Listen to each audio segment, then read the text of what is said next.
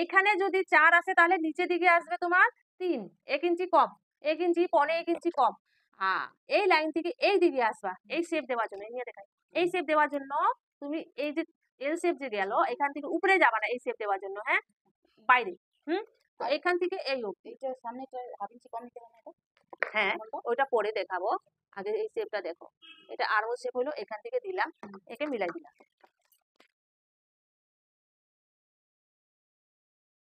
তারপর এখান থেকে 2 ইঞ্চি যাওয়া, 2 ইঞ্চি প্রিন্সেস শেপ দেওয়ার জন্য। এটা দেওয়া হলো, এটা সোজা গেলা, সোজা গেলে পরে একে সি শেপ। এইভাবে যে কোনায়, এখানে কোনা হয়ে গেল না, কোনাটা হবে না, হালকা গোল এইভাবে, একটু বেশি বাইর হয়ে যাবে না, হ্যাঁ, এই লাইন থেকে বের হয়ে যাবে না, ভিতরের দিকেই গোল করবা। এইভাবে হইলো। এটা এইদিকে একে এখানে আসলাম গোল করে, আইকে হালকা নিচে ঘুরাই দিলাম, শেপ হয়ে গেল, ঠিক আছে। আর যার হেভি সাইজ থাকে ওকে একটু এখান থেকে হাফ ইঞ্চি এইভাবে এই শেপটাও দিয়ে দিবা। এই শেপটা দিলে পরে একে এই দুইটাই কাটা হবে। আর এটা তো কাটা হলো। আর